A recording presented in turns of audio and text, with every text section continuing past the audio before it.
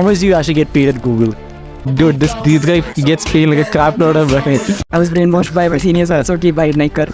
Well, if someone who's supposed to is just getting started in college, what should he study? What should he focus on? And what does Google focus on before they hire someone from college?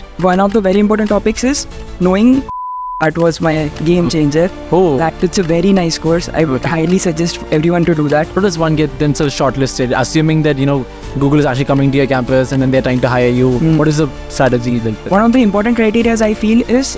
This video will be a game changer for you because this might actually change your entire perspective towards your branch, which is electronics, and it will help you make better decisions in the future because कि भाई अभी AI आ गया और बहुत सारी चीज़ें आ गया, पता नहीं कि भाई फ्यूचर में कोडिंग कैसे होगा और डेवलपर्स चाहिए भी नहीं. There's a lot of new tools coming up every single day. हमको ये भी पता चल रहा है कि भाई there's a lot of need for GPUs and there's a lot of need for high processing powers as well, right? And तो उसके लिए engineers चाहिए अभी. तो अभी क्या शिफ्ट हो रहा है, मतलब there's a lot of weightage given to a lot of hardware engineers and software is a lot of it is just being written by AI these days, right? तो ये शिफ्ट के लिए how do we prepare ourselves and how do we make sure that we are equipped to be the next stage of engineers is what we'll be going to be discussing in this video here today. If you're new here, my name is Hari. I'm a recent graduate from BITSian. In this video, I have Rohit with me. Rohit is a very, very, very smart guy from BITSian. He was one of the toppers from the college and he's working as a silicon engineer at Google. Very friendly, very cool guy, very chill. And यहाँ पे he discusses everything, his compensation, his work, and what should you actually do to actually get into a great company like Google or Texas Instruments or any of the roles where you can become a digital verification engineer. I hope ये video देख के तुम लोगों को मज़ा आ रहा होगा, बहुत ज़्यादा चीज़ें सीखने को मिलेगा. And if you do think that's the case, then do subscribe to the channel as well. It will make a lot of difference. A lot of more videos like this coming up, so make sure to watch it till the end. We have Rohit with us. Rohit की वजह से मैं BITS से पास हुआ, नहीं तो मैं fail होते जाता. I would have still been studying in college now. Rohit is a silicon engineer at Google now. So we'll get started. The whole point of this conversation is to help someone who's planning on getting into electrical engineering or he's doing electrical engineering and he wants to get a job at a really, really cool place like Google and work among the best and work on the most cutting edge of technology, right? So Rohit, do you want to give us a small introduction? Okay, I think you gave a pretty nice introduction and you buttered me up. But yeah, I'm Rohit. I'm from BITS and same branch. We are both from EC. Yeah, now I work in Google hardware, especially in the design verification domain for the people who are generally is around GPUs within the Pixel phone. Google hardware mainly works on Pixel phones, and in that I'm in the GPU compute core of the SoC, you could say. Works. Yeah. Nice. So tell me, if someone is in EC right now, should he actually do something like DSA or should he go into more of electrical engineering? And how much do you actually get paid at Google? Okay, so coming to the first part of your question. So currently what I would suggest is looking at the current market scenario, hardware is pretty booming right now. Correct. Because of the Gen AI stuff. They need better processors, they need better chips. So I would say that if you're in electronics right now, although it's a very difficult part, but I believe you should go into, there are a lot of career opportunities there. And personally, in Google, they are, you will get to learn a lot of new stuff and it's pretty exciting. Also, my package, it's 86 is my total package. My base is around 23-ish and the rest is stocks and all. But yeah, pretty sweet. Yeah, the thing is most people don't understand this. Getting something like a 23 base straight out of college is very, very, very rare. And if you just look at the total compensation, it goes around to 60, 70 lakhs per annum. That's pretty cool. It's probably more than a lot of Google software folks as well. That's what I hear. Yeah, so currently they want to hire more people in hardware, so they're giving out better packages for hardware people than software people. So the overall package for hardware is more than software. Yeah. Tell me, if someone who's supposed to is just getting started in college, and what should his path be in college so that he gets a job at Google as an engineer over there? What should he study and what should he focus on, and what does Google focus on before they hire someone from college? First of all, if you're starting out, you might have got this misconception from a lot of your seniors that it's very difficult, nahi ho payega, bhai rehne de, apan focus karte DSA pe. But to be very frank, there are only a few important topics that if you know, and pay more attention, relatively more attention to a lot of students, then you can easily get into companies. For example, the important courses would be digital VLSI design or DD for people in BITS. Yeah, so that is a very important topic. In that covers combinational logic. We heard the in-depth part later on, but you just tell me. And then after that, maybe one of the most important topic, computer architecture, which is mostly an elective course, or it's there for CA students, but for electronics people, it's generally elective course. So you should take that. That gives a very good idea about what is it that you'll actually do in companies. Along with that, maybe a little knowledge about analog designing, such as MUI or ADVD will also help. ADVD meaning analog and digital VLSI design. That will help. Those would be the important topics that you should know. Inside like digital design, like what should someone focus on and what kind of questions generally come up during interviews and other kind of stuff? Yeah, before starting that, I would say that, so initially, even in my first year, I was not into electronics at all. I was mostly into web development. I was brainwashed by my seniors also, by Naikar. But there was this course, it was co-ed SEM for us, on Coursera. It was called NAND to Tetris. So you build the whole computer using NAND gates. Parts. First one was on hardware engineering, hardware design. Second one was making the assembler, compiler and all that. So I did the first part, and that was my game changer. What is the name of the course? What is it? NAND to Tetris. Where do you get it? It's on Coursera. I think it's free also. Anybody can take it. So it's a very nice course. I would highly suggest everyone to do that. So yeah, that was the changing point in my studies, that I pursued electronics from there. Makes sense. Yeah. Coming to your question, which is, let's say, the important topics within the topics that I said. Let's go to DD. So as I was saying earlier, it was combinational logic, and that you need to know how to optimize circuits using K-maps, and maybe design circuits using already known elements like muxes, full adders, half adders, etc. Then you come to sequential design, where you need to know how to design state diagrams, state machines, circuits involving flip-flops, shift registers, and other sequential logic elements. One of the very important topics is knowing Verilog. So Verilog is the language that we use. Programming language, It's very important to know Verilog, guys, because that is what is asked in interviews. Yeah, so it's a very must-know language. Apart from that, there's one more important topic called STA. It's not taught in a lot of campuses, but it's a very underrated and very important topic. So STA stands for static timing analysis, and you will find very nice YouTube videos about it.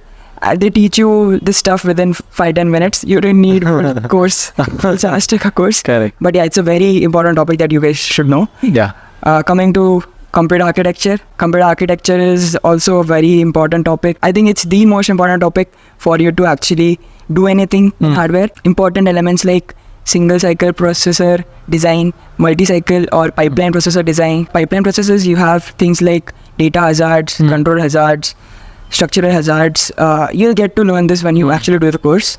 That is one course that I would highly recommend everyone who's interested in electronics to pursue in their colleges. These hazards, you'll get to learn how to mitigate them and how to design circuits or logic elements within the whole system which implement these mitigation strategies. Apart from that, important trade-offs between performance, latency, and a little bit about GPUs is introduced generally in a lot of campuses. That's like it's good to know, but it's not asked in interviews. But yeah, this design is very important. And along with that, I would say MUP, which is microprocessor programming and interfacing for the BITS people.